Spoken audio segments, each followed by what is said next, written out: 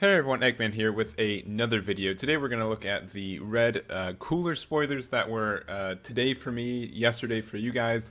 Real quick, they're releasing these at like 8 a.m. my time, which is exactly when I leave for work. So I have like no time to actually cover these when they come out. So sorry that these are like 24 hours late, but it's just the best I can do, and sorry about that. But that just also means I have like another 24 hours to analyze cards and think about kind of combos and everything. So with that out of the way, let's talk about this red cooler. So first, the leader card. When this card attacks the leader card, draw one card. Nice. And then also when the power of one of your opponent's battle cards is decreased, your opponent places the top card of their deck into the drop area. And also auto once per turn if it's your opponent's turn. When the power of one of your opponent's battle cards is decreased by the skill of one of your battle cards, draw one card.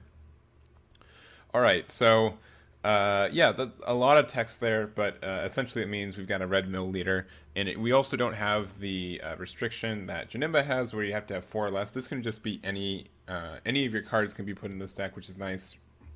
It's a little bit trickier, and what you have to pretty much be actively doing things for them to mill.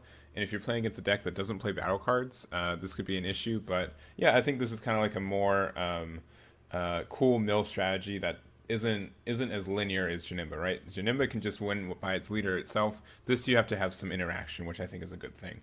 And then it also is an awaken. So when your life is at 4 or less, you may draw one card, choose one of your energy, switch to active mode, and flip this card over. And on the awaken side, same kind of thing.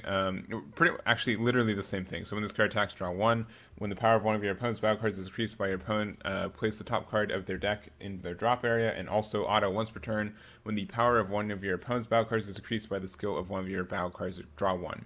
The big difference is that on the awaken side, it doesn't matter if it's on your opponent's turn or not. So that's a big difference because it's a little bit harder to do things on your opponent's turn. So it's just, and it procs twice as many times now, right? So some cool candidates just for this idea. We've got paralysis technique. Actually, is this freeze the army? Nope, it's not. I'm dumb. Sorry. Paralysis technique. Paralysis technique. Don't look at that card. We're gonna take it out right now. I get so confused with Frieza army and Frieza clan. So where is it? There it is. Okay, boom, bam. Okay, it's gone. Don't even think about it. Next up, we've got Sun Gohan, Patience Wearing Thin. So when you come with this card from your battle area, choose up to one of your opponent's battle cards, gets minus 5k power for duration of the turn. And similarly, the Yubaba. So when you play this card, choose one of your Earthling cards, and your leader battle area gets plus 5. Doesn't matter. But also, when you come with this card from your battle area, draw one, then choose up to one of your opponent's battle cards, gets minus 5k power for duration of the turn. So both of these are really good, like turn one plays. And you're able to play them and then combo them later, and then they get the negative. So Baba especially is really good because you get to draw one as well. But then you also you start the mill train for your opponent. Some other Gallic Cannon, super great card, gives something minus 15k power on your opponent's turn. This is so on the once per turn, you have to realize it's by battle card. So Gallic Cannon and like any of these like negate extras won't work for it. It has to be stuff like Mach Speed, Kaioken, Son Goku. This card's, I'd say, is like probably the weakest multi-counter card, but when you use this card in Cooler, you're able to, you're able to get like minus 15k for your opponent. So it's on one card twice, so that means that the auto, which is not once per turn, you get to mill 2 cards from your opponent, which is nice. And then maybe KO one of their cards or something. And then also you're able to proc the auto once per turn on that side. What else do we have? And then also we have Cooler Clan Avenger. So if your card's Frieza Clan, not Frieza Army, Frieza Clan, when you play this card, choose 20 of your opponent's battle cards, gets minus 15 power for the turn. And if your leader is Frieza Clan, at the end of your opponent's turn, your opponent places the top card of the deck into the drop area.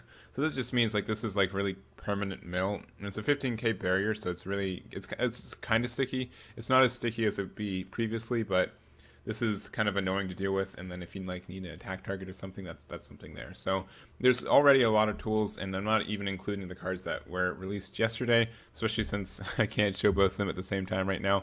But yeah, I think this is a really neat leader, and this really spices up the Mill Archetype, because I think Janemba, a lot of people are upset because all the power is on the leader, and the power is on the leader for this one, but it's like an if-then statement. So you have to do more than just attack and summon things, right? You have to, there's some counterplay in my opinion.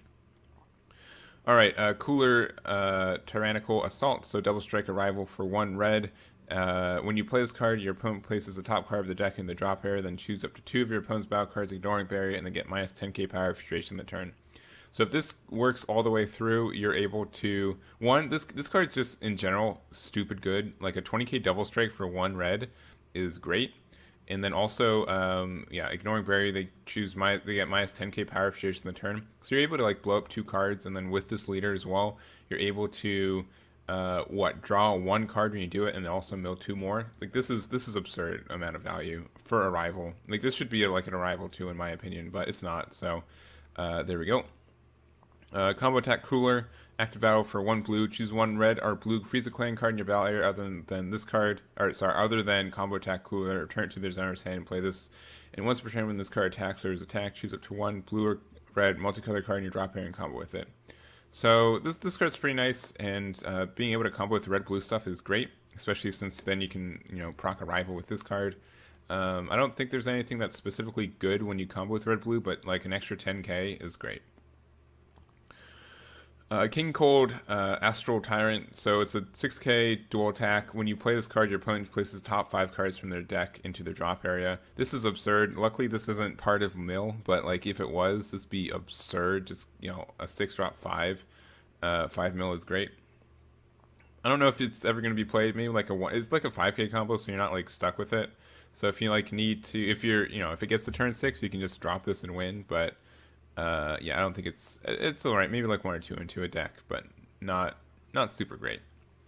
KS Beam Volley. So counterplay if your leader card is a Frieza clan. If the battle card being played has an energy cost of 3 or less, is returned to your owner's hand instead of being played, then your opponent places the top 2 cards from their deck into the drop area. This is a pretty cool card. It's weird that it's restricted to Frieza clan. But I mean, I guess it's because like imagine if this was in Ojinimba, that'd be super crazy. So I think that actually makes sense.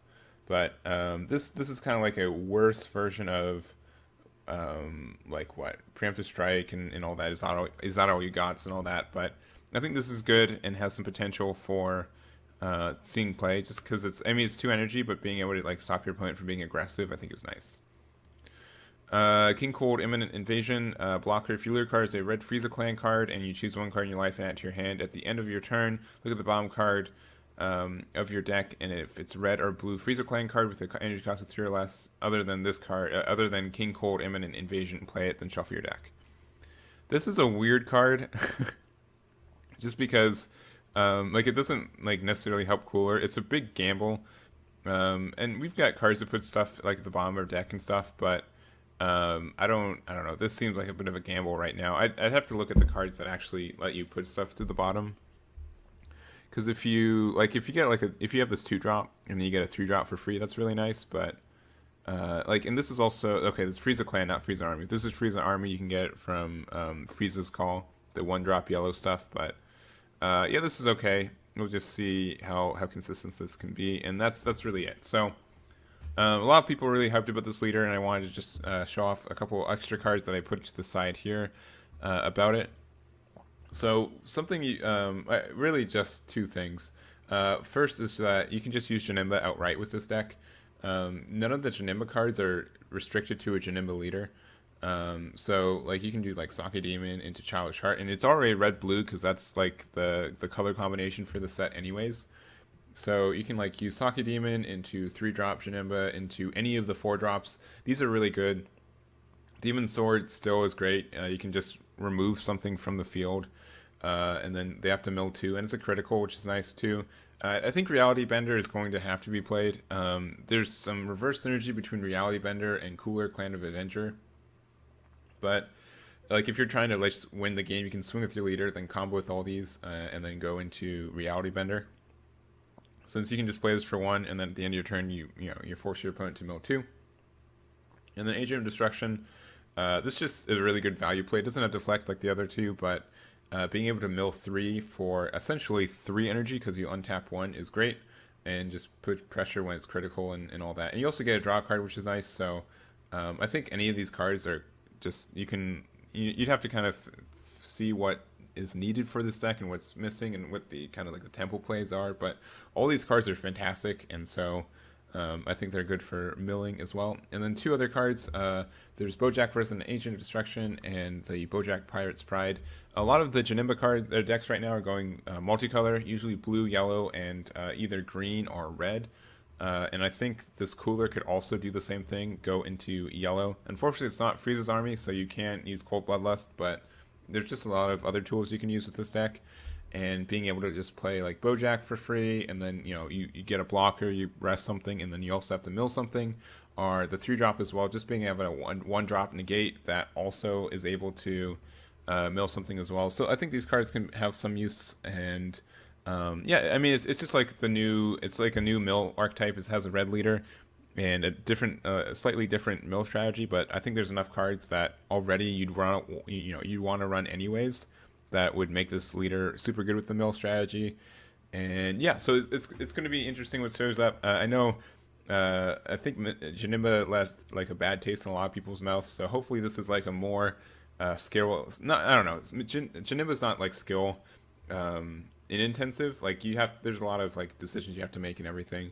But hopefully a more interaction based game with Cooler will happen, and I think that's going to happen. Hopefully it's not going to be over impressive, or either like it's a really fine balance of being able to be strong without being too strong, and having weaknesses without having too many weaknesses. So we'll just see how it goes. But right now I'm excited for it, and I hope you guys are too. So thank you guys for watching. Let me know what you guys are excited for from this leader. If you think it's too good or too bad, and I'll catch you all next time.